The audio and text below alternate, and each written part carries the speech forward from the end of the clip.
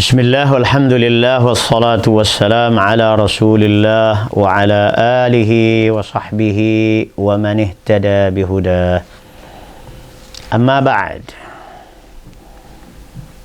Sebagian orang mengandalkan dalil-dalil tentang fadilah la ilaha illallah dan menjadikannya sebagai patokan beramal. Sebagian di antara mereka mengatakan bahwasanya afdalul dzikri la ilaha illallah. Zikir yang afdal adalah la ilaha illallah. Benarkah itu? Benar. Bahwa zikir yang afdal adalah la ilaha illallah. Atas dasar apa? Atas dasar dalil yang sudah kita baca pada episode sebelumnya, bahwa Nabi Musa alaihi salam mendapatkan petunjuk dari Allah subhanahu wa ta'ala tentang zikir dan doa yang afdal, yaitu ucapan la ilaha illallah. Namun di sisi lain ada pernyataan bahwa la ilaha illallah itu hanya ucapan. Apakah itu cukup untuk bisa memasukkan seseorang ke dalam surga?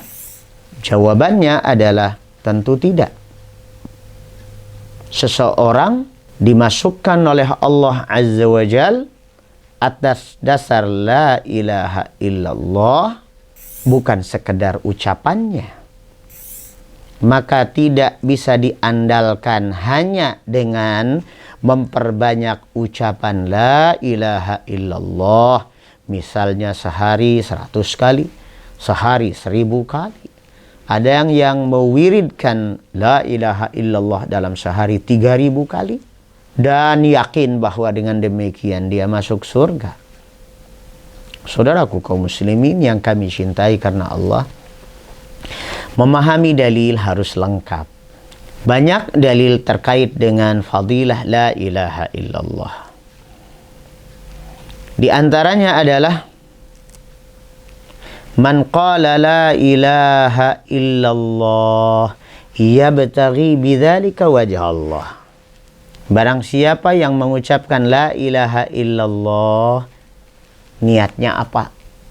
Wajah Allah. Ikhlas karena Allah. Berarti ada sisi keyakinan yang ada di dalam kalbu yang mengiringi ucapan tersebut. Ucapannya la ilaha illallah. Kalbunya meyakini. Yakin bahwa memang hanya Allah yang berhak diibadahi. Khalisan min qalbih. Tulus, bersih dari hatinya. Ini ada peran kalbu, bukan hanya peran lisan. Berikutnya adalah bagaimana perilaku orang tersebut. Bagaimana kalau seandainya ucapannya la ilaha illallah setiap hari, dan dia juga yakin bahwasanya hanya Allah yang berhak diibadahi. Tapi dalam perilaku sehari-harinya, datang ke dukun,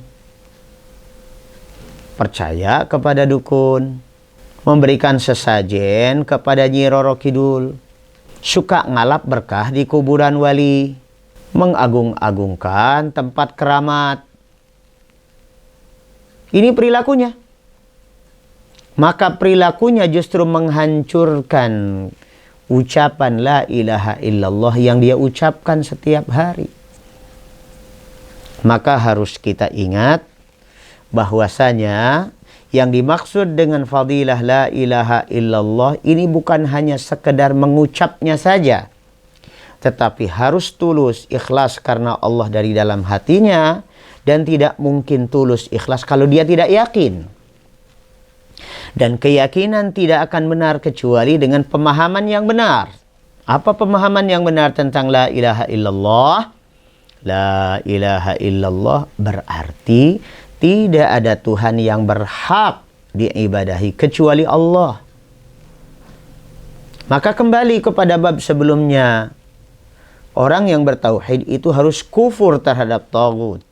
Tidak ada yang perlu dia takuti, tidak ada yang perlu dia taati, tidak ada yang perlu dia ikuti, tidak ada yang perlu dia jadikan Tuhan untuk dia hambakan dirinya kepadanya kecuali Allah.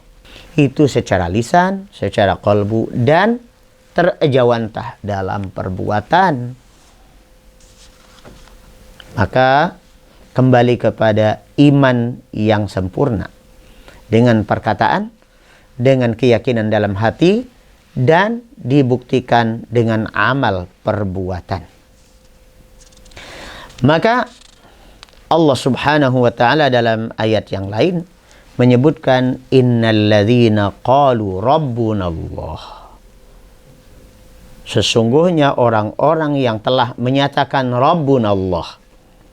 Pernyataan rabbunallah ini juga semakna dengan asyhadu alla ilaha illallah Muhammadur Rasulullah. Asyhadu alla ilaha illallah wa asyhadu anna Muhammadar Rasulullah. Rabbunallah. Menyatakan Rabbunallah itu adalah tauhidullah. Ucapannya tauhidullah. Tapi perilakunya bagaimana? Tsummastaqamu. Kemudian beristiqamah. Bukan bertauhid di suatu saat dengan ucapannya, tetapi di saat lain dengan perbuatannya musyrik. Dan itu berlanjut sampai akhir hayatnya. Tsummastaqamu. Maka itu yang akan mendapatkan keamanan dan kenyamanan, masuk surga, diharamkan masuk neraka. Kata Allah Azza wa Jal, fala khawfun alaihim wala hum yahzanun. Maka tidak ada yang perlu dikhawatirkan. Aman, nyaman. Tentang nasibnya ke depan, di alam barzakh, di akhirat, aman, nyaman. Wala hum yahzanun. Dan tidak ada yang perlu disedihkan tentang apa yang dia tinggalkan. Demikian, semoga penjelasan tambahan ini memperjelas apa yang mungkin bisa diselewengkan dari pembahasan bab yang kedua ini. Sallallahu ala nabiyyina Muhammad wa alihi wa sahbihi wa sallam. Assalamualaikum warahmatullahi wabarakatuh.